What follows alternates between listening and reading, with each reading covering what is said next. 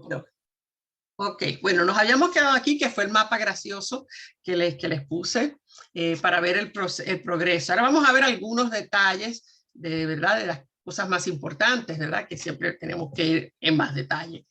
Y les había comentado que después de la invasión de Polonia, sí hay unas declaraciones de guerra, ¿verdad? Inmediatamente, básicamente unos días después, tanto Francia como Gran Bretaña tenían unos acuerdos con Polonia para defenderla en caso de que fuera atacada.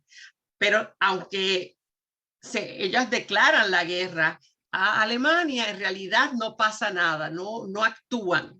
Hitler toma control de la parte de Polonia que él iba a tomarle control y habíamos visto en la clase pasada que la Unión Soviética toma no todo lo que había acordado, sino una parte, la parte de donde estaban los que hablaban ruso, ¿no? Y vamos a hablar hoy de cuando ellos tratan de ir a tomar Finlandia, que en el mapa que se había diseñado en el tratado Ribbentrop-Molotov, en ese tratado le correspondía también a la Unión Soviética tomar a Finlandia. Entonces, ¿qué pasa? Eso vamos a ir hablando de lo que pasa. Pero hay un periodo que es lo que se llama la guerra falsa. Es difícil de traducir para mí. El nombre en alemán es que son los que le llaman así. Primero, se llama Sitzkrieg, que quiere decir la guerra sentada. O la guerra de los soldados sentados. O sea, la guerra que no es guerra, la guerra falsa, algo así. Y dura 8 meses, que van desde que se da la invasión de Polonia, que 2 días después, que es cuando empiezan las declaraciones de guerra de Francia y de Gran Bretaña, hasta el 10 de mayo.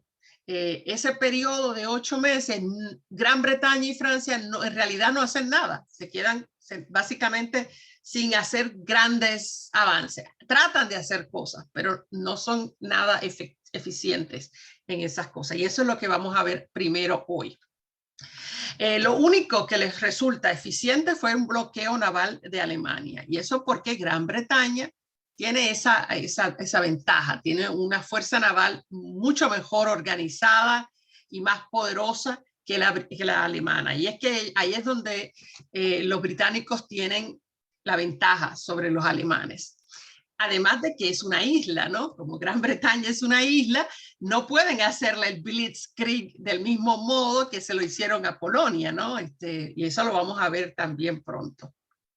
Entonces, lo primero es, después que ocurre la invasión de Polonia, el próximo evento ocurre en el Sar, en esa área altamente que tiene muchos minerales, minería, y también es donde están las industrias más avanzadas de Alemania, y que había sido asignado por un tiempo a Francia, pero luego Alemania lo retomó después de la Primera Guerra, y ahora Francia lo invade una vez más. ¿Okay? Estos eventos los vamos a ver ahora mismo, uno a uno. Es ese, de la invasión del Sarre por Francia, que avanza, dura 10 días y lo hacen regresar los alemanes. La invasión de Noruega, primero por los alemanes y luego por Gran Bretaña, que no funciona tampoco. La Unión Soviética trata de invadir a Finlandia y tampoco puede. Y finalmente, claro, lo de la Unión Soviética no tiene nada que ver con lo que está pasando en Francia y Gran Bretaña, pero habíamos hablado de la tontería de Chamberlain de proclamar que estaban libres de guerra cuando llegó de hacer el acuerdo de la conferencia de Múnich. Así que entre eso y que no logra la invasión de Noruega, sacar a los alemanes de Noruega, entre las dos cosas finalmente va a renunciar. Entonces, eso lo vamos a ver ahora en detalle, ¿ok? Yo habíamos hablado anteriormente de la línea Maginot, que la vamos a ver ya mismo. Pero además de la línea Maginot, que es esta que ven acá, esta que ven aquí con unas, ¿cómo se dice eso? Como unos triangulitos.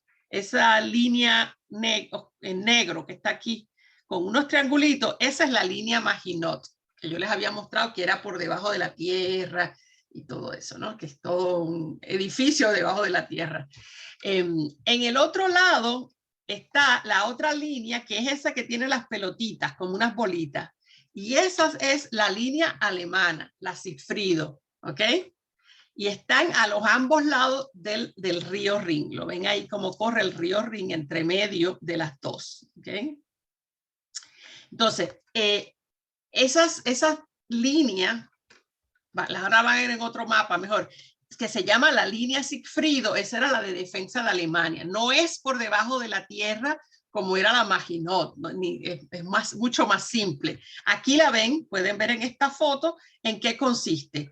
Son unos dientes de dragón, le llaman a esos, como unas cosas, esos triangulitos que salen, y hay mucho alambre de ese que serpentina, alambre de serpentina, y esas protuberancias hacen imposible que tanques pasen por encima de esa línea. Ese es el propósito. Además, hay unos bunkers, pero nada como los bunkers de la línea Maginot. Eso es como un hormiguero total. Aquí hay 18,000 pequeños bunkers a lo largo de esa línea, ¿verdad? Que ahí es donde se resguardan los que van a atacar en la primera línea, si alguien invade. Y esa línea es de 630 kilómetros de larga. Recientemente construida. Esta es otra de las cosas que los alemanes habían estado construyendo y con las que le dieron empleo a tanta gente fue construir también, además de las autopistas y los edificios grandes y los aeropuertos, la línea Sigfrido. Esa es la línea de ellos. Entonces, Francia, lo que ocurre el 7 de septiembre, ¿okay? Es que recuerden que es el 1 de septiembre cuando los alemanes entran a Polonia, o sea que los alemanes tienen a casi todos sus hombres en Polonia porque están invadiendo Polonia. Así que Alemania, mientras aquellos están allá invadiendo Polonia, entra al Sar, a esa región que es el Sar. ¿Okay? A ver si tengo otro mapa aquí. No, este mapa no se ve. Bueno. Ok, ups. Ahí está tratando de llegar a este lugar que ven aquí, ese pedacito que es el Sar, ¿ok? Entonces, cuando ellos entran, lo que ven aquí en rojo, ¿sí? Sería hasta donde están los alemanes, la línea Sigfrido, y acá están viendo la línea de los franceses. Atacan Asia, los que atacan son Francia, pero entra hasta ganar 7 kilómetros cuadrados y llega hasta un bosque que está aquí. No sé si sale en este mapa, es que este mapa es malo, pero es que todos los mapas eran malos los que encontré. No lo ven claramente aquí el bosque. Bueno, la cosa es que entra hasta un bosque que hay ahí, que está todo minado y se dan cuenta que no pueden continuar porque están perdiendo hombres constantemente. Así que cuando ellos se detienen, ven esta línea azulita entrecortada, hasta ahí llegan. Llegaron bien cerca, pero llegan a 1 kilómetro de la línea Sigfredo y se tienen que ir. El punto es que en este ataque, esta invasión que está haciendo Francia al Saarland, fíjense la cantidad de soldados que participaron de cada lado. Francia, 40 divisiones. Cada división, dependiendo cómo cada país define lo que es una división, puede ser entre 10,000 a 20,000 hombres. O sea que estamos hablando de un montón de hombres. Digamos, si fueran a 10,000, pues estamos hablando de 400,000. Si vamos conservadoramente, estamos hablando de 400,000 hombres. Alemania tiene prácticamente la mitad de las divisiones, solamente tiene 22 divisiones. Francia entra con 400 tanques y 4,700 piezas de artillería, mientras que Alemania no tiene tanques porque tiene sus tanques en Polonia y solamente tiene las piezas de artillería que estaban en los bunkers. Sin embargo, miren las bajas. Francia sufre muchísimas más bajas. Cuando decimos bajas en todo el curso, estamos hablando no solo de los muertos, sino de los heridos y de los desaparecidos. O sea, los que baja quiere decir los que ya no van a pelear por algún tiempo, por lo menos, porque los heridos, algunos puede que vuelvan a pelear eventualmente, pero en generales muertos, heridos y desaparecidos. Y ahí ven en Alemania que sale mejor, mucho mejor, y Francia tiene que retirarse. Cuando ve las pérdidas humanas que está teniendo, se da cuenta que se tiene que ir. Ahora, lo interesante es lo que dijo el general Siegfried, por quien se puso el nombre a la línea Siegfried Westphal, dijo que si los franceses hubiesen completado el ataque y se hubieran seguido hacia adelante, el ejército alemán se hubiera rendido en 1 o 2 semanas, porque tenían todas sus fuerzas en Polonia y no tenían suficientes hombres para defender esta parte por demasiado tiempo. Sin embargo, los franceses se rinden sin tratar de seguir y seguir y seguir. A la gente que le gusta estudiar la historia contrafactual, que es la historia que va contra lo que realmente pasó, pues sugieren, bueno, ¿qué hubiera pasado, no? Si Francia hubiera seguido y continuado, y los que se murieran, pero entrar hasta Alemania y detener a Alemania. No sabemos. Entonces, en esos días luego, o sea, otra cosa que está ocurriendo, ¿verdad? En ese periodo de la guerra boba, no sé si llamarlo la guerra boba, es un atentado contra Hitler. Es el primer atentado contra Hitler desde que la guerra empezó. Y no solo era contra Hitler, el propósito de este carpintero alemán que pone una bomba en una cervecería, la Burger Braukeller, en Múnich. Y esa bomba la pone, ¿verdad? Tiene un reloj para que estalle en cierto momento. Si Hitler hubiera hecho el discurso a la hora que le correspondía, hubiera muerto ahí, probablemente, en toda probabilidad, o hubiera quedado severamente herido, junto con no solo él, sino Goering, Goebbels, ahí estaban todos los grandes. Pero Hitler, por esas cosas de la vida, acorta el discurso y sale 13 minutos antes de lo que se suponía que saliera. Por esa razón, cuando la bomba estalla, ya ellos están fuera. La bomba, a raíz de la bomba mueren 8 personas y 62 quedan heridos. Él, por supuesto, este hombre Elser es enviado a prisión al único campo de concentración que había en ese momento, que era Dachau, y que era para los prisioneros políticos, ¿no? Y ahí va a estar, y va a estar, y va a estar, y justo cuando ya se iba a acabar la guerra, en abril del 45 muere en Dachau. O sea que eso, como dicen en mi país, tanto nadar para morir en la orilla. Se quedó ahí a lo último, no llegó a pasar. Elser, cuando declaró en su caso, dijo que razoné que la situación en Alemania solo podría ser modificada por la eliminación del liderazgo actual. Me refiero a Hitler, Goering y Goebbels. Esa era su intención. Y estuvo cerca, a 13 minutos de lograrlo, pero no ocurrió. Y eso fue peor que no haberlo hecho, porque ¿qué ocurre? Entonces ahora, ¿qué sale? Ahí ven las fotos de la bomba, después de la bomba. Hitler dijo, ahora estoy completamente en paz. Mi salida del Burgerbrau antes de lo normal es una prueba de que la providencia quiere que alcance mi meta. Así que esa imagen mística, ¿no?, de Hitler queda validada, ¿no? Esto valida esa cuestión de que Dios quiere que Hitler sea el líder. Ahí lo ven a Hitler en el entierro de las personas que murieron, ¿verdad? Que fueron obviamente enterradas con todos los honores y qué sé yo. Así que ese fue un evento que ocurre también. Entonces, según todas estas cosas van una detrás de la otra, ¿no? Este es en noviembre del mismo año 39, empieza otro movimiento, que es cuando la Unión Soviética, como había quedado acordado, entra a Finlandia. Claro, Hitler le dice, agárrate a Finlandia, pero no contaba con que había finlandeses en Finlandia, que capaz que no le gustaba la idea. Y así mismo es. Se llama la guerra invernal porque entran en noviembre y dura todo el invierno hasta marzo. La invasión, como lo que están viendo acá en este mapa, es cuando la entrada de los soviéticos, ¿no?, que son los rojos en este mapa, es la entrada de los soviéticos, pero no dura mucho tiempo. Los finlandeses, como viven en ese lugar todo el tiempo ahí con ese frío, ya esos soldados están súper requete entrenados para manejar este tipo de clima. También los soviéticos están bastante acostumbrados, pero no tenían el equipo necesario. Se dieron cuenta que no estaban preparados. Yo les había comentado cómo cuando se firma el acuerdo en Múnich, ¿verdad?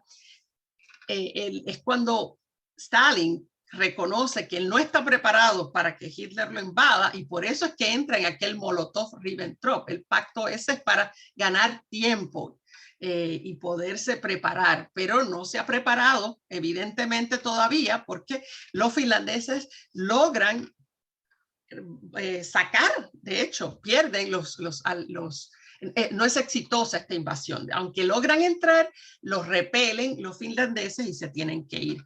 Ahí ven las condiciones de esta guerra, en pleno invierno, imagínense. Y en esta guerra hay algo interesante, porque es la primera vez que se crean los cócteles Molotov, ¿verdad? Los finlandeses fueron los pioneros, fueron los que usaron los cócteles Molotov. Y ahí lo ven cómo los utilizaban, ¿no? Llevaban estas botellas ya con la gasolina y la mecha y todo, y los lanzaban, miren cómo los lanzaban, con una onda, como si fuera una onda, para que le diera a los enemigos, a los tanques enemigos, a la artillería enemiga. Y ¿por qué se llamó Molotov? Porque Molotov es el ruso, es el ministro de Relaciones Exteriores de la Unión Soviética. Entonces, los tiraban hacia Molotov, le tiraban a Molotov, ¿sí? Ese es el tema. No tienen uniformes apropiados los soviéticos, no tienen suficientes provisiones de alimento y no las logran llevar a tiempo al frente, porque pensaron que iba a ser más fácil y cuando se prolonga se dan cuenta que no están preparados para una guerra más prolongada. Los oficiales, pocos años, unos 3 años antes de esta invasión, Stalin había hecho una purga de todos los generales del ejército que él entendía que podían hacerle mella como líder en un futuro, ¿no? Y al purgarlos, los acusan de crímenes de traición y ese tipo de cosas y los fusilan. Y entonces, ¿qué pasa? Que fusiló a toda la crema de la milicia, las fuerzas militares soviéticas, y se ha quedado de pronto con muy pocos generales con experiencia en el frente. Porque hay ¿verdad? Una cosa es ser general de escritorio y otra cosa es ser general de experiencia en guerra. Y entonces, después de esos déjame ver, acá le puse las fechas exactas, del 30 de noviembre al 13 de marzo, así que sería diciembre, enero, febrero y 3 meses y medio. Después de ese tiempo se tienen que abandonar Finlandia, se repliegan los soviéticos con pérdidas de 126 soldados, 126,000 soldados y Finlandia solamente pierde 48,000 soldados. Así que fue terrible, terriblemente mala para la Unión Soviética. Se dan cuenta que no estaban preparados. Uno pensaría que habrán dicho, caramba, tenemos que empezar a prepararnos bien, porque si esto fue con Finlandia, imagínate si a Hitler le da con venir para acá. Pero no, porque Stalin creyó, y eso lo vamos a ver después, que siempre pensó que no, que Hitler iba a cumplir con el acuerdo que tenía de no agresión contra la Unión Soviética. Confío en él, se llevó una sorpresa, una sorpresota. Eso lo vamos a ver eventualmente. Aquí otra cosa que ocurrió, esto fue antes, pero bueno, es que lo quería poner aquí al lado primero. Este es el 9 de abril del 40, no, después, 9 de abril del 40. Y ahí ven, cuando ven todo en rojo, lo que ven en rojo es la invasión desde Alemania, cómo pasa por encima de Dinamarca, en realidad toma Dinamarca también, y entra a Noruega. No entra a Suecia, que es el país siguiente, porque Suecia es neutral, ¿ok? Simplemente están tomando Noruega. ¿Para qué? Para cerrarle, ¿verdad? Toda la costa occidental a Suecia y que se le haga más difícil, a pesar de que dice que es neutral, hacer negocios a través de Noruega, que era como generalmente se hacía, entraba por Noruega, ¿verdad? O ahora tiene que dar toda la vuelta para poder hacer negocios y va a hacerle negocio con los aliados que están del otro lado, o sea, Gran Bretaña, quiero decir. Ahí lo que hizo, eso fue un asalto por mar, ¿verdad? Usan el asalto por mar, aunque tiene limitadas las fuerzas Hitler, y por el aire, ¿ya? Entonces, después que ellos entran, en este mapa van a ver en rojo la entrada de los soviéticos y en azul cuando viene la contra, ¿verdad? Es la de la invasión de Gran Bretaña cuando trata de responder a esto, ¿eh? Están básicamente a la misma vez casi los dos entrando, ¿ok? Y no es muy, ¿verdad? Están a la misma vez, sí. Ambos quieren de los suecos, lo que habíamos hablado en la clase pasada, el ore o la mena. Perdón, Ligia. Ajá, dime. Ligia. Sí, dime. ¿Te puedo preguntar? Sí. Las líneas anaranjadas, ¿es sí. la invasión alemana? Sí. A Noruega. Tú dijiste rusa, ¿no? Yo, por lo menos estoy loca. Si dije rusa, no me hagan caso. Es los alemanes son los rojos y los azules son celestes? Los británicos, son los británicos, ¿sí? Vale. Y a la misma vez prácticamente están tratando los dos de entrar y tomar control de Noruega. Tratan, pero al final los ganan en esa puja por el control de Noruega, ganan los alemanes y se tienen que retirar, se retira Gran Bretaña. Así que es otra vez que no funciona. Lucía, ¿tú quieres decir algo? Abre el micrófono. Sí, no, que no sé si me perdí alguna parte, no entiendo por qué no atacan Suecia. Porque es neutral, se declara neutral. Cuando un país se declara neutral, no se puede invadir, no se puede tocar ese país. Qué raro que Hitler respetara eso, digo. Sí, pero eso sí, y además no le hacía falta, porque él iba a hacer negocio con Suecia como quiera, pero lo que le hace es que le bloquea a través de eso, lo que le va a bloquear es el acceso de cualquier otro país a Suecia. Pronto, poco después, lo que va a hacer Hitler es apoyar a Finlandia, ¿sí? Y eso viene después, cuando Hitler se haga enemigo de la Unión Soviética, ¿okay? Que eso va a ser en el 41, entonces se hace amigo de Finlandia y así tiene a Suecia entre Finlandia y Noruega, las dos controladas por los alemanes. Y ahí la tiene ya bloqueada básicamente. Entonces son estrategias militares. Cuando esta estrategia de Gran Bretaña no funciona, por lo menos logran sacar al rey de Noruega, que era Haakon el séptimo, y se lo llevan a Gran Bretaña y él va a estar ahí hasta que se libere Noruega, va a estar ahí en Gran Bretaña, la familia real, ¿no? Noten otra vez acá, pueden ver las pérdidas en las bajas, cuántas tropas intervinieron, ¿verdad? Gran Bretaña más los noruegos, porque los noruegos se defendieron también. Juntos eran unas 93.000 tropas, cuando decimos tropas estamos hablando de soldados, y Alemania más o menos lo mismo, o sea que estaban más o menos parejas y incluso las bajas son bastante parejas. Esta decisión de abandonar, de acercarse pero abandonar, también va a ser criticada en Gran Bretaña, porque dijeron, ya que estábamos ahí, había que seguir, pero claro, eso porque todo con el diario del lunes, todo el mundo sabe lo que va a pasar. Fue una decisión estratégica que se toma de abandonar, pero al final no fue muy sabia en ese momento. No fue buena para Noruega. Después de esto, ya vamos a ver ahora, ya mismo voy con las invasiones de otros lugares, Luxemburgo, Holanda, Bélgica y Francia. Y luego en el 40 también, al fines del 40, es algo importante que es la firma del pacto tripartita. Ya es un pacto formal entre Italia, Alemania y Japón para la común defensa. Y en realidad Italia y Alemania son las que están haciendo en realidad el conjunto, porque Hitler nunca va a enviar tropas a ayudar a Japón, o sea, no va a poder, tiene las manos llenas en Europa.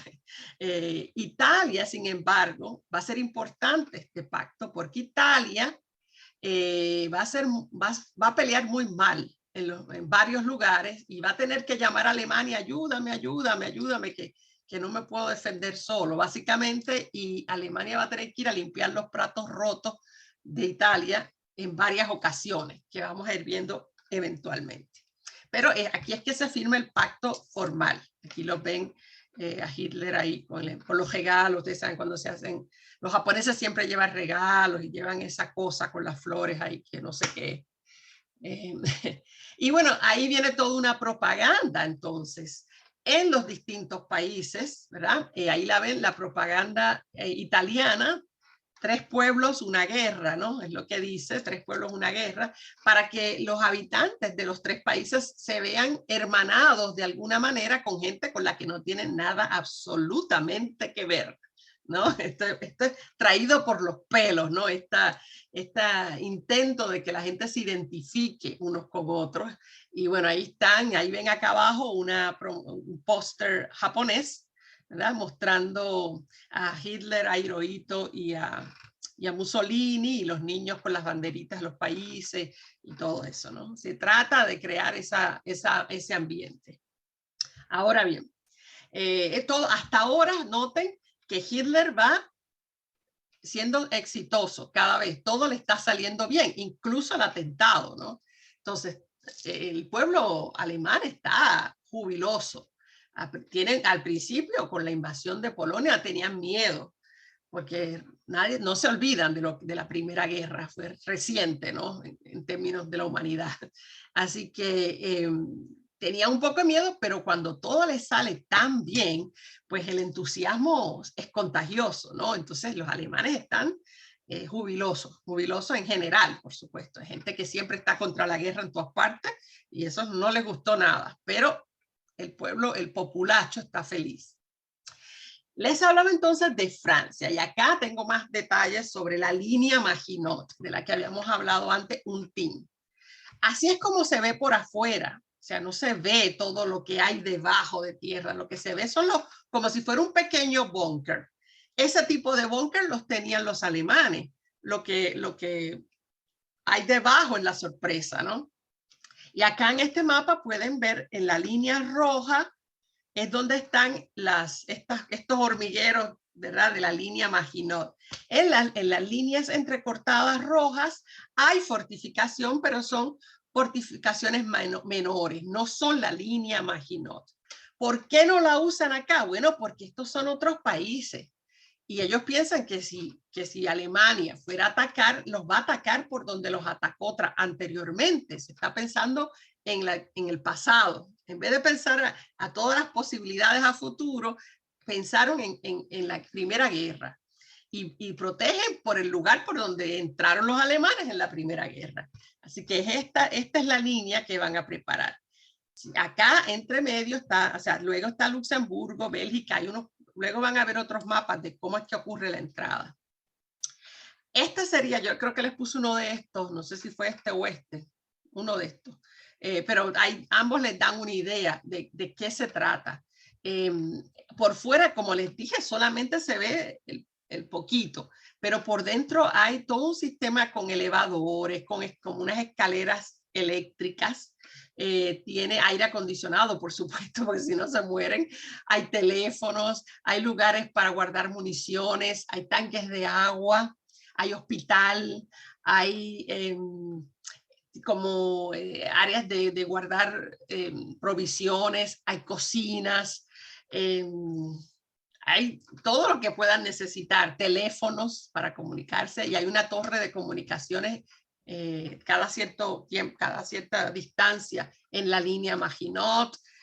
Acá pueden verlo desde otro punto de vista, donde ven cómo están estos elevadores, ¿no? Que les permiten, son elevadores, no sé ni cómo funcionaban, pero los ven ahí. Y incluso hay un tren por debajo de todo, lo ven acá abajo, en la penúltimo piso. Hay un tren subterráneo, unas conexiones de tren que van a conectar distintas distintas partes de la línea Maginot. O sea, que ellos viajan por debajo de la tierra de una a la otra. Es impresionante. La verdad es que imagínense lo que les costó hacer esto. Todo para que jamás fuera usado. No sirvió de nada, no le sirvió para nada. Acá, ajá, sí, dime. ¿Puedo hacer una consulta? Sí, largo de sí. la línea. Espérate, primero dime tu, Gustavo, y luego me puedes hacer la otra pregunta. Sí, no, dime, ¿qué longitud tenía esa línea? Déjame, la puse acá, no, se las puse, se las busco, porque no lo puse en ningún lado. ¿Sabes de toda la frontera? No, es todo, en esa frontera con Alemania, esta frontera con Alemania. Debe ser más o menos lo mismo que la línea Sigfrido, muy similar a la línea Sigfrido, pero no sé, déjame ver. Digo, Ligia, el 630. 630 kilómetros. Pero el total, lo que seguía toda con que tú decías que las demás fortificaciones eran débiles. Estas que son las de los puntitos son las fortificaciones más débiles, no tienen Claro. ese sistema.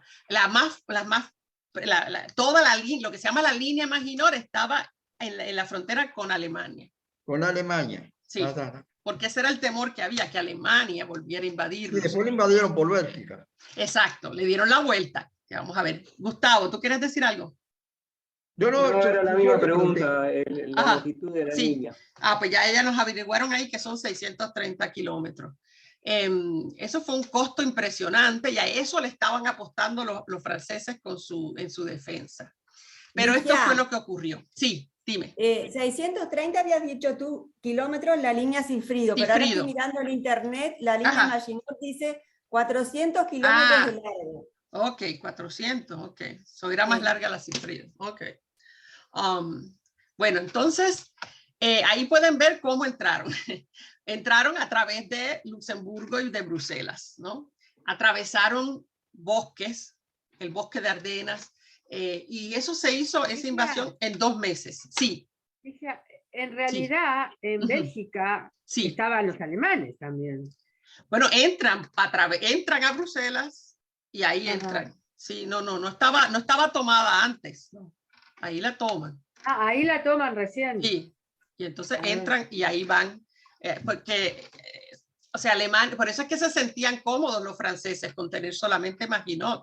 Pensaron que ese era el lugar por donde iban a entrar, pero no. Tampoco pensaron que los alemanes podían entrar a través de ese bosque, pero entraron con los tanques. Ahí ven la entrada. Sí, ahí ven la entrada y ven lo impresionante que es. Con la 7ª división de los Panzer completa, la envían hacia Francia. Y ahí es impresionante. Toda la defensa francesa entonces resulta un fracaso. Y sobre eso comentó Marc Bloch. Marc Bloch es lo más interesante porque él era un historiador francés judío y trabajaba en el ejército francés en la división de logística. O sea que el hombre sabía dónde estaban parados y lo que esperaban que ocurriera. Y él escribió, ¿verdad?, sobre esto, y él dijo que hubo una total incompetencia del alto mando y que se confiaron básicamente.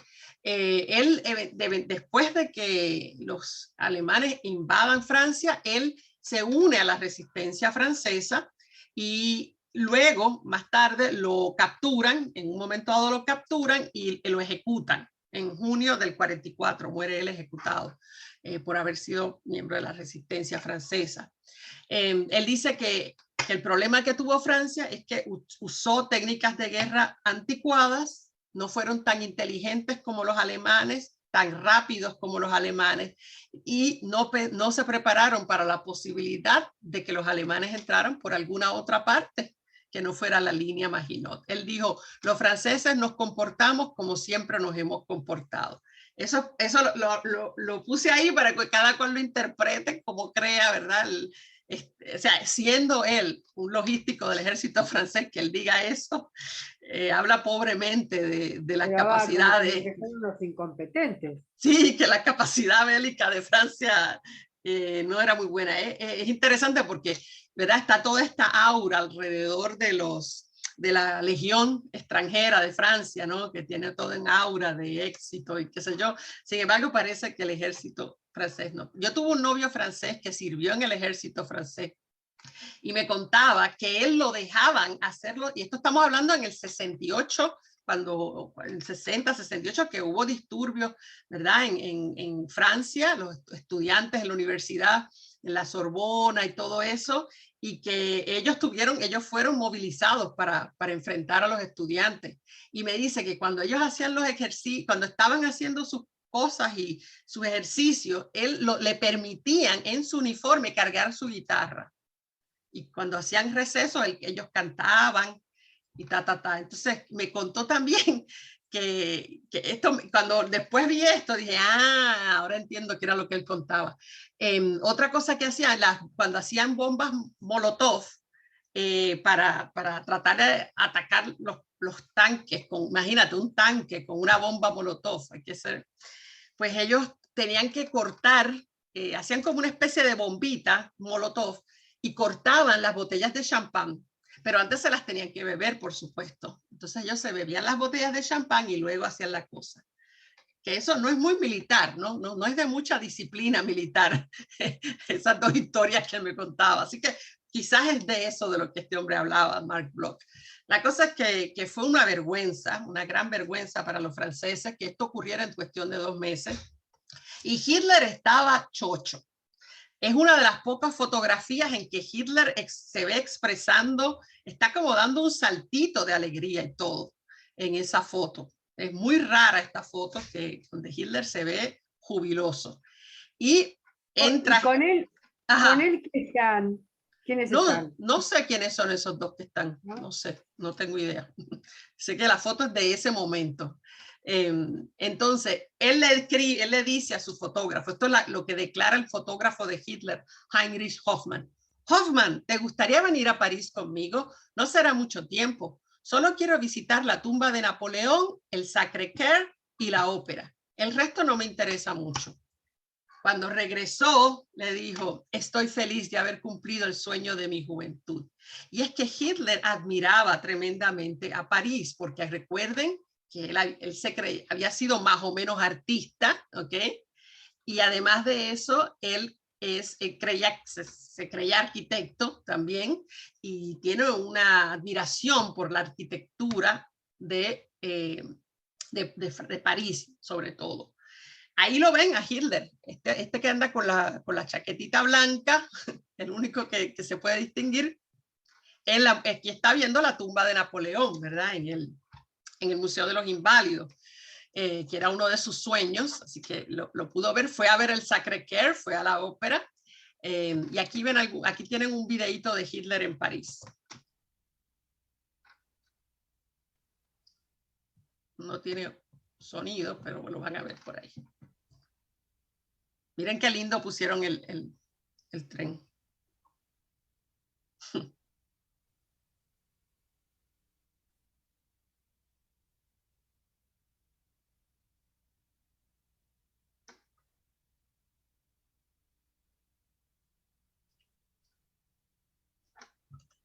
Ahí ven los soldados. Se parece a Hitler. Ajá. No, simplemente que repitas la fecha de la invasión que se me pasó.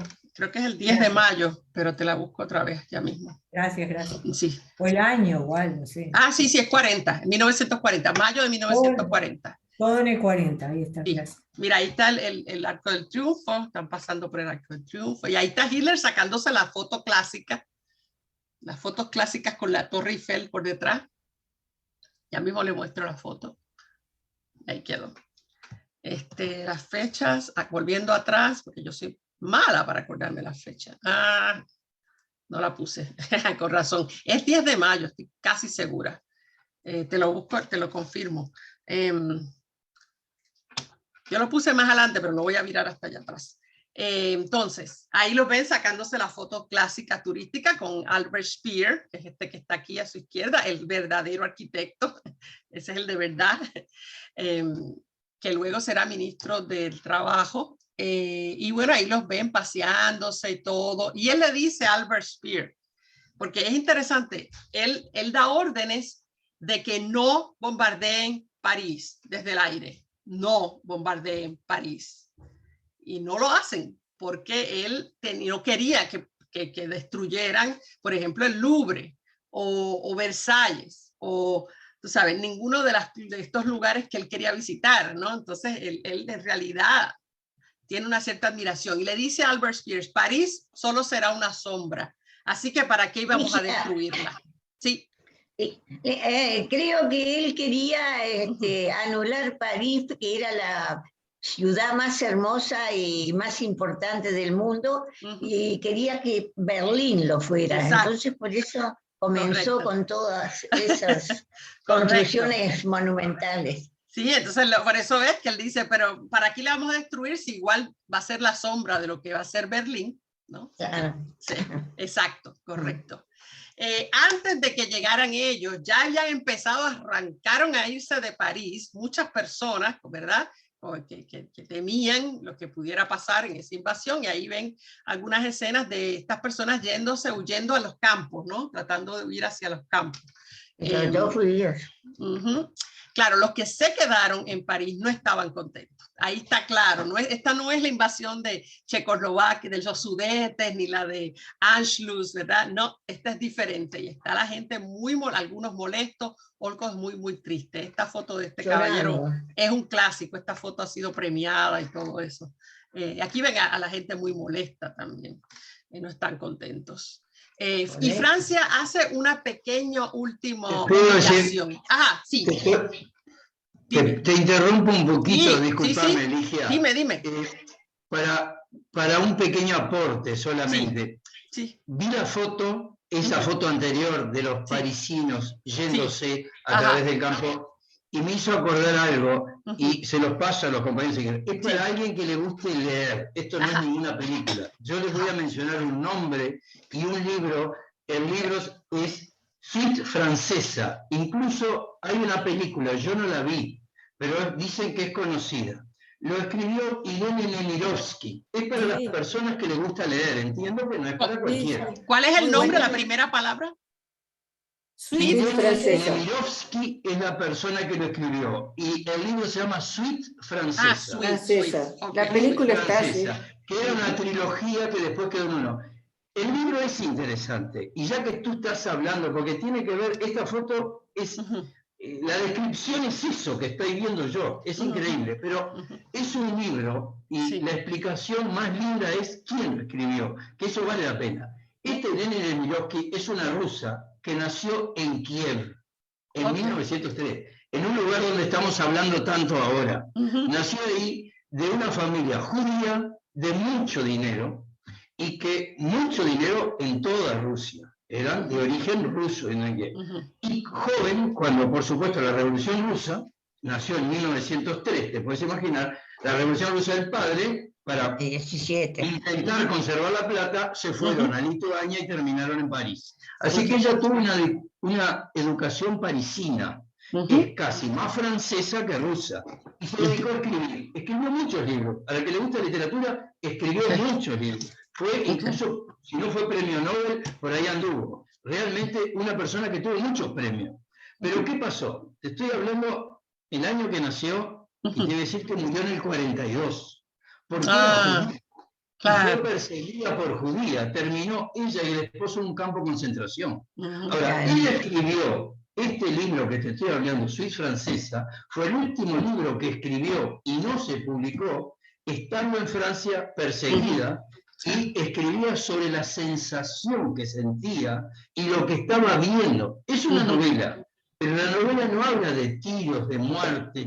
Lo que está viendo es la sensación a piel que sentían los franceses invadidos por los alemanes. Es súper interesante para ver la otra parte. Es decir, dale. Yo lo voy a tratar de buscar y lo pongo entonces en la página de lo que tú estás diciendo, con todos los ataques, los tanques y esto. Esto otro, no hay muerte, no, es otra cosa. Es la vida de esta gente, esto que estamos viendo, y la vida de un pueblo, con los alemanes adentro. Entonces, ver qué le pasaba a los alemanes, y qué le pasaba, y qué sentimientos tenían. Exactamente lo que tú decís, de odio hacia sí mismo. de los franceses por no haber guerra. Muy interesante, se lo recomiendo. Ok, muchas gracias, muchas gracias. Voy a ver si lo encuentro y lo pongo en el WhatsApp para referencia de todo el mundo, ¿ok? Sí, entonces es cuando la invasión ocurre, no es en toda Francia, y eso lo vamos a ver ya mismo, pero antes que eso, le hace un último desplante, una última humillación, que es una venganza, claramente. Francia trae en el tren el mismo vagón de tren en donde Francia obligó a Alemania a rendirse en el 1919. Y ahí en ese mismo vagón entra Hitler a firmar. Ahí los ven a ellos, aquí ven a Hitler, aquí a la izquierda, ¿sí? Y ahí hacen que vengan todos y ahí es que se firma. Es como una humillación ahí, ¿verdad? La última que le dio. Sí, entonces eso es en junio ya del 40. Que es cuando termina ya, se declara, ¿verdad? Se termina la invasión y ya queda como va a quedar, que le voy a mostrar ahora. Si esta cosa acaba de cambiar, ahí está. Queda entonces dividida, aunque ahí aparecen como oeste y oeste, en realidad sur y norte. El norte de Francia va a ser ocupado directamente por soldados alemanes y los gobierna alemanes, van a ser gobernados por personas enviadas de Alemania.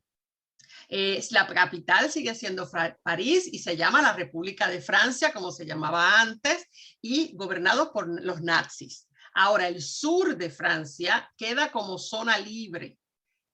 Es libre, pero en cooperación. La capital del sur se llamará Vichy y se llama la Francia Libre. Formalmente el nombre es l'État français o el Estado francés. Y lo dirige Marshal Pétain. Marshal Pétain era un hombre muy, muy mayor, que se los voy a mostrar ya mismo. Ahí ven la división. Ahí ven la parte norte, que es la parte que está ocupada directamente por los alemanes, y el sur queda como más o menos autónoma. Es una región prácticamente autónoma. Ese sur será autónomo, pero no hasta el final. Vamos a ver luego en el momento en que lo tomarán también los alemanes. Pero ¿cuál es la intención? Bueno, lo que le interesa en realidad a los alemanes es el norte de Francia, porque primero para una posible invasión de Gran Bretaña, pero sobre todo porque había el plan de enviar submarinos alemanes a detener la llegada de suministros a Gran Bretaña. Y esos submarinos irían al Atlántico norte y al Atlántico sur también, ¿verdad? Llegaron hasta acá abajo, hasta Sudamérica. Así que, ¿de dónde saldrían? Iban a salir de aquí, porque de Alemania no tenía otro lugar de donde sacarlos, lógico, de dónde sacar estos submarinos. Y en este norte de Francia es donde van a establecer esos astilleros, en donde se van a ir construyendo y sacando hacia el Atlántico los submarinos de los que eventualmente vamos a hablar. Sí, vamos a volver a hablar de eso después. Ahora, algo ocurre cuando están atacando. Los británicos vienen, cuando los alemanes entran a Francia, los británicos vienen a tratar de ayudar a los franceses, pero no es suficiente, no pueden. No, o sea, el Blitzkrieg alemán es demasiado y los va acorralando, Hitler los empuja hacia afuera a los británicos, que estaban mezclados en el grupo. Había británicos, originalmente estaban todos peleando juntos, los británicos y los franceses, pero algo que les duele mucho a los franceses es que los británicos arrancan hacia la costa y los dejan a ellos atrás para que ellos sean los que caigan prisioneros. Por lo menos esa es la percepción de los franceses, de que le hicieron una fea los británicos, y se van los británicos acercando a esa playa que es la de donde está se llama Dunkerque o Dunkerque. Hay ahora mismo una película. Ajá. ¿La viste?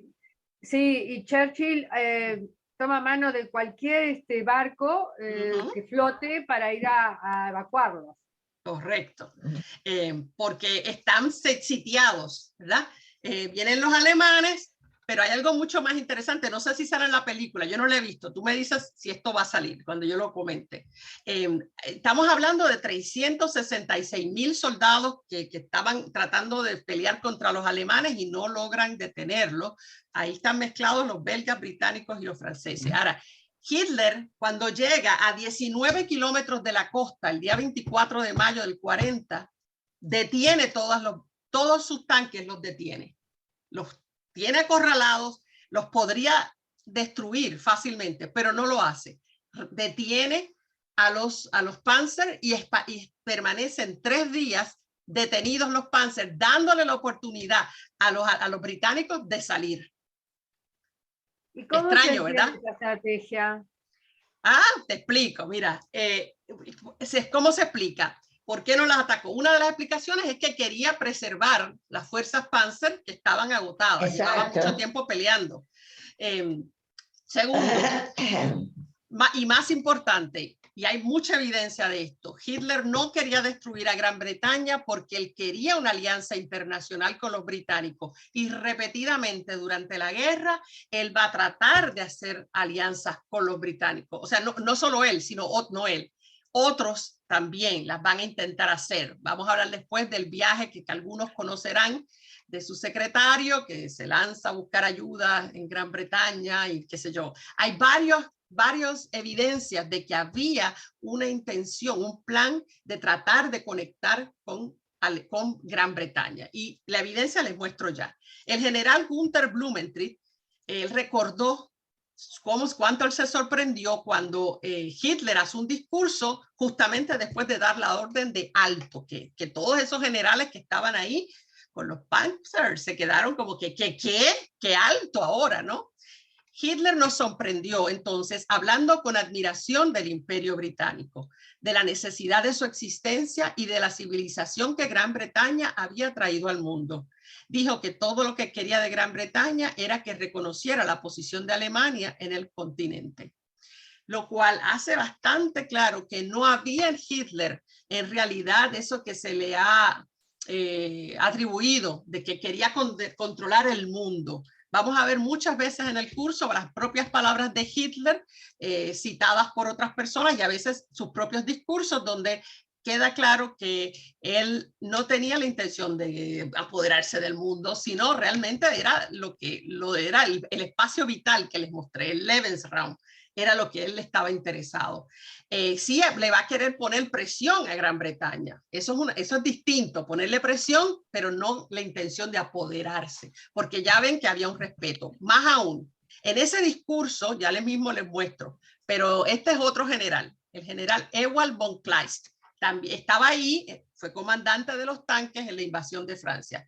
Y después de la guerra dijo, los ingleses lograron escapar de esa trampa en Dunkerque que tan cuidadosamente puse solo con la ayuda personal de Hitler. Hitler ordenó personalmente que yo retirara mis tropas. Hitler pensó que era demasiado arriesgado. Fue una tontería suya. Podríamos haber aniquilado al ejército británico por completo o capturado a todo el ejército. Ya mismo voy contigo. Déjame terminar con esto, porque estaba hablando de lo que él dijo en el discurso. Voy. Y Hitler dijo en un grupo, no en el discurso, perdona, a un grupo de su círculo. ¿Okay? Su ejército es la columna vertebral de Gran Bretaña y del imperio. Si hubiésemos destruido el ejército británico, es el BF, el ejército británico, espérate que no estoy viéndolo aquí, como no queremos, el imperio también hubiera sido destruido.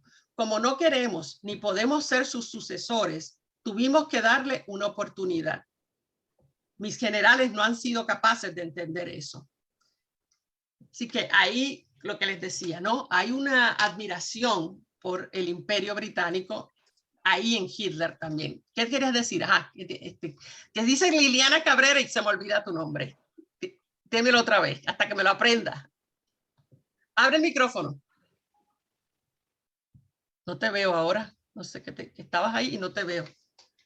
Abre el micrófono y cuando hables ya te veo. Ok, ajá. Ahora no te oigo. Abre el micrófono otra vez, que no se te oye. Deja ver si yo lo puedo abrir. Ábrelo tú. Yo no sé cómo es. Estoy mirando. No. ¿Ahora? Ahora, sí. Ahora sí. No, se vuelve y se te apaga. Se te apagó otra vez. Lástima. ¿Ahora? Ahora sí te oigo, sí. Está. El tema es que la estrategia global de Hitler era, para Hitler el enemigo, digamos, hereditario era la Unión Soviética. Por eso su interés, de alguna manera, de no enfrentarse con Gran Bretaña. Hubiese sido un gasto de hombres, de material, etcétera, etcétera, que Alemania no estaba en condiciones de costear, También, de alguna manera. Claro, también, sí.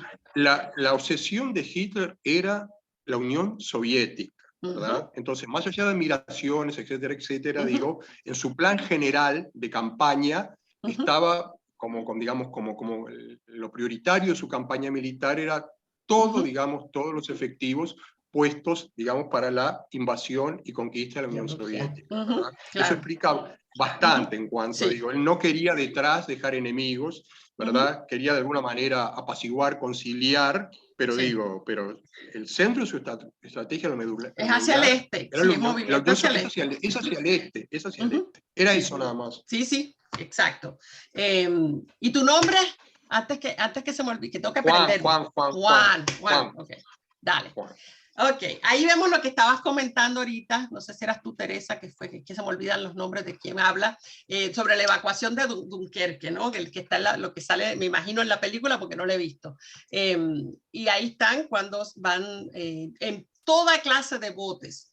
Esa evacuación toma desde el 27 de mayo al 4 de junio, así que estamos en los días que estamos ahora mismo, ¿verdad? Estamos en aniversario de esto. Y espérate acá, 850 barcos británicos, todo tipo de barcos, barquitos y barquititos, todos se unieron para tratar de ir hasta la costa a las costas norte de Francia, Dunkerque, y recoger poco a poco los soldados. Mientras esto está pasando, están siendo atacados, pero por el aire, no por tierra. Los tanques se detienen y solamente hay ataque por el aire. Por aviones. Y bueno, como les decía, después de Dunkerque hay un resentimiento. Por algún tiempo va a estar un tiempo Francia resentida por haberlos dejado a ellos en la retaguardia y haber sido ellos los que fueron hechos prisioneros. Ahí ven algunos de ellos siendo, después de haber sido capturados. Que lo defendieran un poco, que se pusieran los calzones. Era su país después de todo, ¿no? Pero aparte, si querían seguir resistiendo, Francia no iba a resistir más. No podían, en realidad no podían, pero bueno, esas cosas rivalidades que hay entre los ejércitos, ¿no?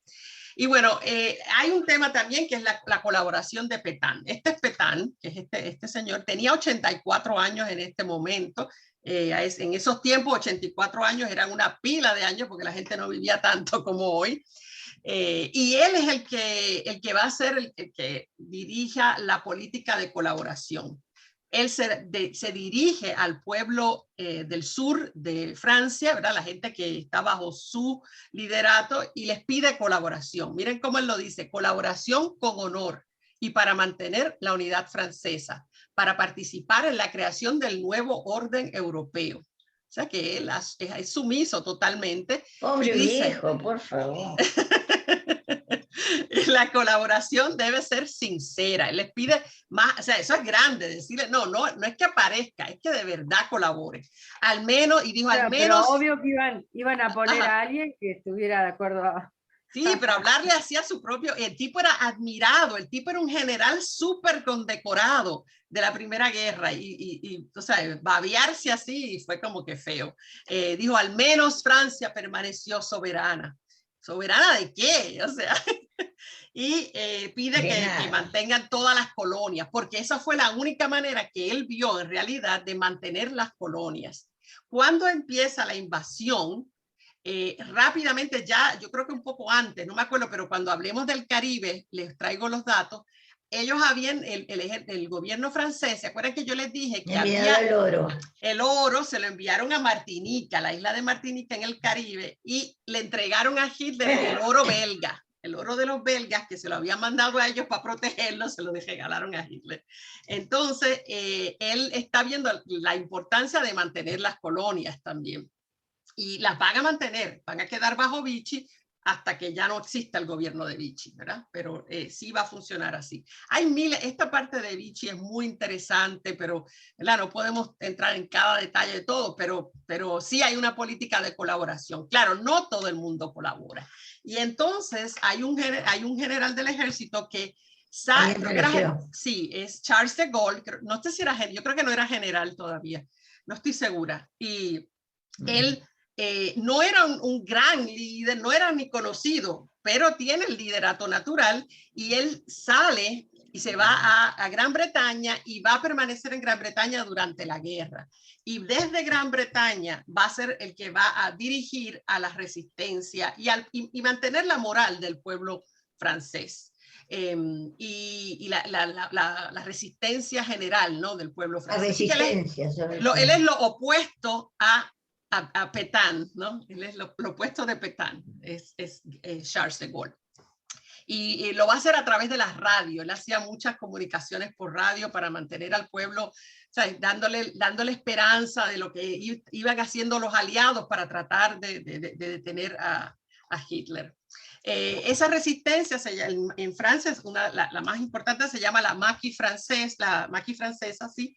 Y además de las actividades de sabotaje, ¿verdad? Como ven ahí, de poner, de hacer sacar de rieles los trenes que traían suministros para el gobierno nazi, y también hay mucho espionaje, se hace mucho espionaje en todos los países ocupados por la Alemania nazi. Va a haber espías y va a haber todo ese tipo por eso hay tantas novelas sobre estos temas. Hay sabotaje de todo tipo y también fuerzas se organizan en milicias, ¿no? Mujeres, hombres participando, muchos de ellos judíos, por supuesto, como podríamos suponer, pero no necesariamente. Hasta tenían un periodiquito que se llamaba La Defensa de la Francia, un periódico clandestino. O sea que esta resistencia francesa fue una de las mejor organizadas, las más consistentes. Van a ser, por ejemplo, en esos astilleros donde, no sé si se llaman astilleros, pero en esos lugares donde tenían los submarinos, montones de sabotaje. Por ejemplo, aparecía de pronto un submarino que le habían echado azúcar en el tanque. Cosas así, arriesgando obviamente sus vidas, porque los que eran capturados morían. Así que fue una historia de mucho valor. Hay una película que sí está en Netflix, para los que tengan Netflix, que la vi no hace mucho y me pareció muy interesante, porque yo no sabía que Marcel Marceau, el mimo, había sido uno de los héroes de la resistencia, porque aunque era muy joven, él era jovencito en esa época, él ayudó a sacar de Francia a decenas de miles de niños, que él los llevó en los trenes y los logró sacar y llevarlos a lugares seguros. Y sobre eso es esta película y cómo se manejaba, y se ve mucho de cómo funcionaba esa resistencia francesa. Así que se la recomiendo porque para los que no conocíamos esa parte de Marcel Marceau, está de lo más interesante. Él fue premiado después de la guerra y todo, ¿sí? ¿Ese es el nombre de la película? Sí, Resistencia se llama. Está en Netflix. Marcel Marceau era judío. Sí. Pero fue valiente. Por supuesto, perdón, no era sinónimo de no valiente. No, sí, bueno, pero no todos tuvieron la misma oportunidad que él de ir más allá de salvarse él y poder salvar a decenas de miles y siendo tan jovencito. Los alemanes por ser judío, no lo, no sé, apresaron. Estaba huido, estaba escondido. No, él era de la resistencia, no lo lograban capturar. No, la película la hizo después, no la hizo tanto con los alemanes. La hizo Pero sí, es bien, véanla porque está de lo más interesante, está buena.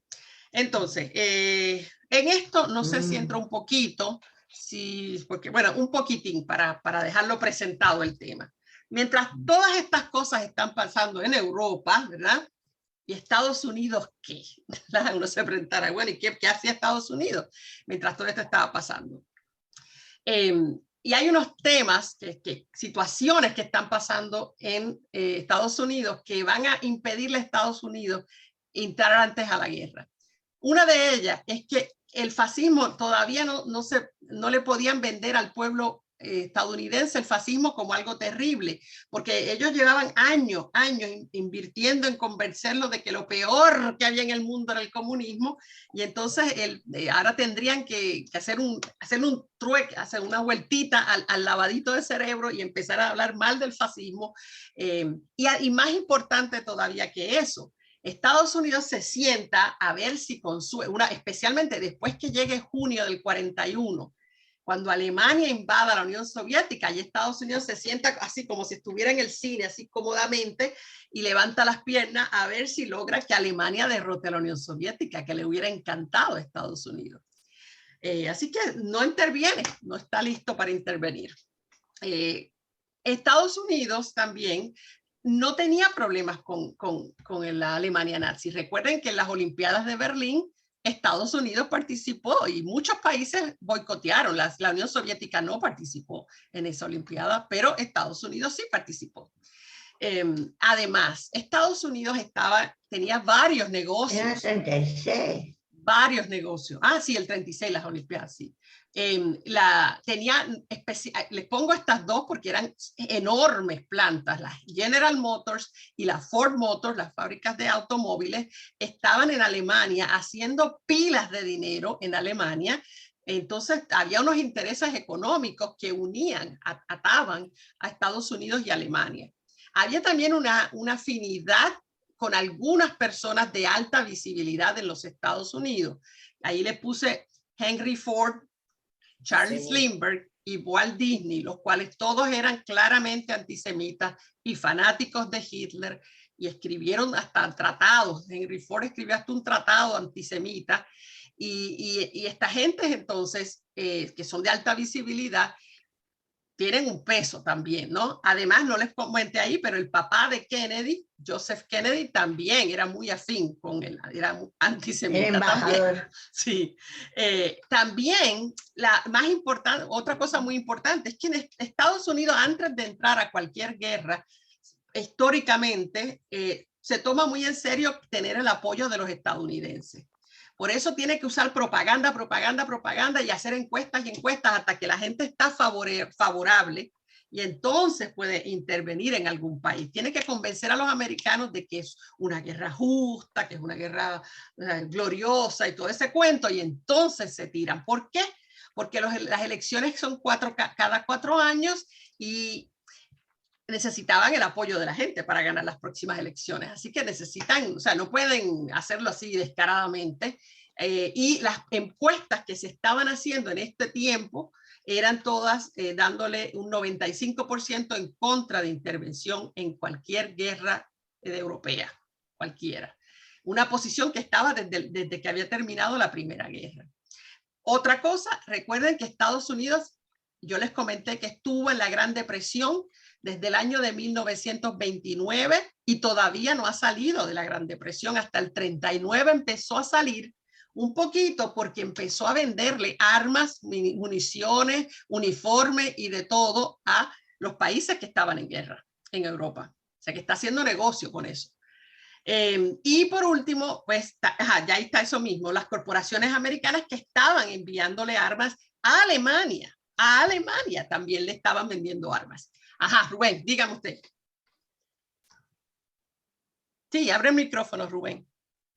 Ahora. Sí, aparte de toda esta colaboración, hay una que es especialmente vergonzosa, que no saben cómo taparla ni siquiera hoy. IBM estaba produciendo las primerísimas computadoras, que eran muy primitivas, por supuesto, porque servían para simplificar los cálculos. IBM suministraba esas computadoras para los campos de concentración y muerte de los nazis. Sí. Es Incluso, una lacra que IBM no sabe cómo sacarse de encima. las usaron incluso antes de los campos, las usaban también para identificar a los judíos en las poblaciones, para obtener información antes y luego en los campos, para llevar las cuentas de dónde estaba quién y todo eso. Sí, lo vamos a ver más tardecito. Tengo un libro que les voy a recomendar que es sobre el tema para los que les guste ese tema más.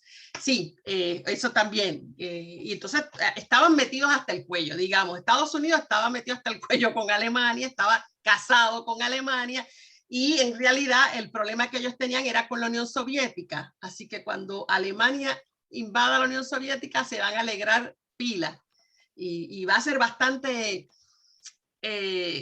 como digamos, un reto luego para después que han dicho por todo ese tiempo, la Unión Soviética es lo peor, convencer a los americanos de que es una buena idea ser aliados de la Unión Soviética, porque después terminan aliándose con la Unión Soviética.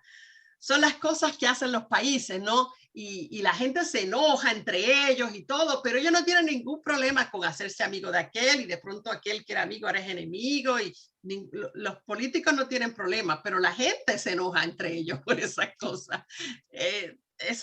Hasta parejas se separan por este tipo de cosas, pero yo creo que lo dejo aquí porque aquí yo lo puedo retomar, y entonces vamos viendo a ver cómo va Estados Unidos haciendo algunas cositas importantes, ¿verdad? Para apoyar económicamente, que es lo único que puede hacer hasta que las encuestas o algo motive a los americanos a apoyar la guerra, ¿verdad? Ya ustedes saben, los que saben más de esta historia, que va a ser el ataque de Pearl Harbor lo que le va a traer a Estados Unidos directamente en la guerra, y vamos a ver luego cómo es que se da ese ataque y cuántos sabían del ataque. Porque es una coincidencia demasiado coincidental. Pero en este momento no se la juega, no se la puede jugar porque Estados Unidos, así, esa no es la manera de actuar, ¿no? Ellos, espérate, por acá, para verlos, déjame dejar de, ¿cómo hago? Espérate. Aquí, ok, para poderlos ver. Me gusta verlos así un rato, aquí es un poquito. Estados Unidos, como les digo, entonces tiene que esperar a tener o una buena razón, o porque también tienes el presidente de los Estados Unidos hasta entonces no podía declarar la guerra sin el Congreso. Tenía que el Congreso darle la aprobación. Así que no es solo el pueblo americano, sino también el Congreso de Estados Unidos, que son gente de todos los estados. Y no había ambiente, no lo había todavía, y no lo va a haber por un buen rato todavía. Así que van a tener que esperar. Mientras tanto, lo que le va a hacer es venderle. Y eso es lo que vamos a ver en la clase, un poquito las clases que vienen. Y por ahí vamos a seguir, ¿ok? No sé exactamente después de eso qué es lo que viene, porque yo entre esta clase y la otra, como que tengo la cabeza dándome vueltas todo el tiempo, pero vamos a llegar ahí, ¿ok? Sobre lo que hablamos hoy, a algunos de ustedes les pasará como a mí, estas cosas de guerra, yo estoy tratando de simplificar estas batallas y todo esto, porque no es, a algunos de ustedes les gustará mucho el tema de las batallas, pero la mayoría de nosotros nos confundimos con tantos lugares y tanta fecha y tanto número, ¿verdad? Yo lo que quería es que vieran en general que ha sido exitoso, que ese es el punto clave, ¿no? Que hasta ahora Alemania sigue siendo exitosa. Va a haber un momento en que no lo va a hacer más, y ahí es que cuando Hitler empieza su personalidad a cambiar, porque él no supo manejar bien psíquicamente esos errores que va a cometer, terribles, ¿no? Por suerte, cometió los errores y empieza a ir para atrás. Pero en este momento, si usted fuera un alemán, usted no lo puede ni creer, ¿no? Que en tan poco tiempo, o sea, estamos hablando de unos cuantos meses, todo lo que ha logrado controlar, o sea, controlar Francia, Noruega, o sea, Polonia, Bélgica, o sea, es increíble, ¿no? Para los mismos alemanes. Y está todo el mundo pensando que Hitler es una cosa sobrenatural para lograr todo eso, con relativamente pocas pérdidas humanas. El sueño terminará pronto, o sea, no pronto, termina en el 41, empiezan los vientos vienen de otro lado, ¿sí? Y les toca enfrentar otra realidad. Pero hasta entonces no había motivo. ¿Cómo? Sí, o sea, alguien dijo algo, pero no escuché. ¿Alguien quiere comentar algo? Preguntas, dudas. Yo voy a tratar de voy a hablar. Dime, Juan Pablo. Sí. Mira, y ya que tú comentaste que en esta época se estaba cumpliendo el aniversario de Dunkerque, sí. En estos días, justamente, te comento que hoy quizás pase desapercibido, pero se celebra un acontecimiento importante de la Segunda Guerra. Hace 60 años, es decir, 1962, 31 de mayo o 1 de junio, hay dudas, pero fue a medianoche, ahorcaban a Eichmann, un personaje muy importante en los campos de concentración, que lo habían tomado de acá enfrente, de Buenos Aires, se lo había llevado el Mossad. Creo que fue el último muerto, me gustaría confirmarlo, el último nazi muerto no natural, muerto porque lo mataron. Fue muerto en la horca en Israel. De los grandes, tú dices de los grandes. No fue en Nuremberg, no fue en los famosos Nuremberg, sino que fue posterior. Sí, porque él logró salir. Sí. Creo que fue uno de los últimos realmente muertos después de un juicio. Pero no importa, 60 años es una fecha para alguien que fue muy especial. Leer la historia de él y leer la historia de cómo fue el juicio es fabuloso. No se repitió. Un documental ahora mismo en Netflix. En Netflix vi un documental recientemente que es todo sobre el juicio, específicamente sobre el juicio y sobre un poco sobre la personalidad de él. Yo tengo un libro acá sobre Eichmann, un libro argentino sobre Eichmann. Es muy interesante cómo él logra compartamentalizar, sería la palabra, estoy tratando de traducir algo del inglés, no sé si esa palabra es del español, como que separar, eso es su trabajo, él lo ve como un trabajo, como un deber, ¿verdad? Y que él fue un empleado excelente, porque él hizo su trabajo excelentemente. Entonces, no pareciera a veces que él no entiende cuál es el problema. Yo fui un empleado excelente. Él se considera una víctima. Él se consideró una víctima en el juicio. Sí, él era víctima. Ustedes saben que está Hannah Arendt, que fue la que ella escribió un libro, La banalidad, algo así, algo de la banalidad, no me acuerdo cómo es que se llama, que es ella estuvo ahí. Eso, la banalidad del mal. Ella estaba allí. Ella estuvo en ese juicio y ahí es que ella se basa. Dime, Rubén. Sí, pero es un juicio, es una visión equivocada. Es una visión equivocada. Sí, ella lo ve como banal. Yo lo he leído el libro y como que no conecto bien con lo que ella está tratando de decir, pero no me atrevo a dar opinión porque yo no soy una visión muy equivocada, totalmente equivocada. No sé. Rubén, ¿qué usted quería decir? Sí, la excusa clásica de los asesinos en masa, de nazis y japoneses, etcétera, eran simplemente obedientes oficiales. Mentira. Un oficial de verdad, un oficial serio, no cumple órdenes inmorales. Pero acuérdense del juramento. No es un soldado como un soldado uruguayo, es un soldado que tiene un juramento muy particular. Lo mismo, claro, y el japonés tiene básicamente su vida, da su vida por el emperador. Es más complejo, es muy complejo esto. Vamos a ver un poco más. Yo no quiero juzgar, yo no emito juicio de decir quién es quién, pero vamos a ver un poco la mentalidad que tenían y capaz nos ayuda a figurar mejor esto. Juan, ¿qué decís? Juan, ¿verdad? Juan. No te escucho. Abre el micrófono, Juan. No te escuchamos, Juan. Ahora parecía que sí. No te escucho. No. Ahora. No. Ahora sí. No, yo quería quiero salir del tema digo que es muy vasto y incluso va a dar para mucho seguramente. No, yo quiero hacer una referencia respecto a lo que tú decías respecto a Estados Unidos. Estados Unidos en el año 35 hay un acta de neutralidad. Sí, lo vamos a ver, sí. A veces la Constitución le prohibía intervenir en conflictos, ¿verdad? Había una base legal. Pero se fue modificando, le fueron modificando. Claro, para no intervención de Estados Unidos, digo, tenía, digo, y en la conciencia americana existía, digamos, la convicción de justamente mantenerse al margen, ¿verdad? Había dos grupos, y lo vamos a ver en la clase que viene, había un grupo que curiosamente el nombre fue resucitado por Donald Trump, se llamaba la America First, que es la frase famosa de Hitler, de Trump, América primero, ¿no? Se llamaba el America First Committee, eran los que estaban en contra de intervenir en la guerra.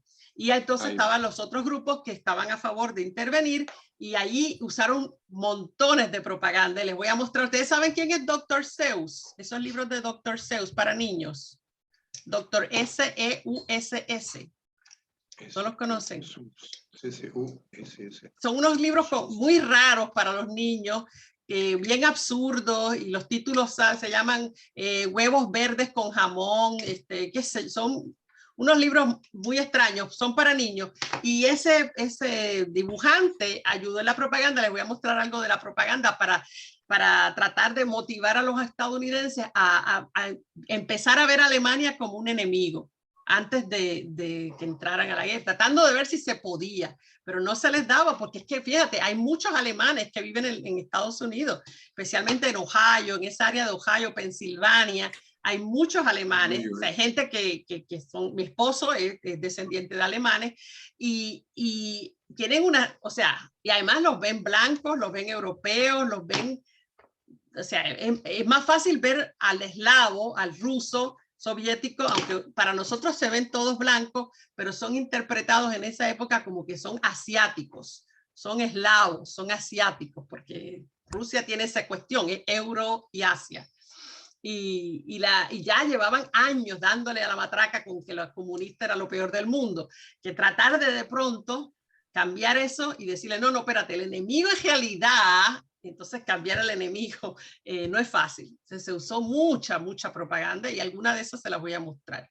Sí, Estados Unidos se vio un poco en esa situación por unos cuantos meses, pero luego viene el conveniente ataque, sospechoso ataque, que yo no les voy a decir, ¿verdad? Que llegue a conclusiones, yo les muestro la evidencia, lo que yo he encontrado y ustedes llegan a sus propias conclusiones.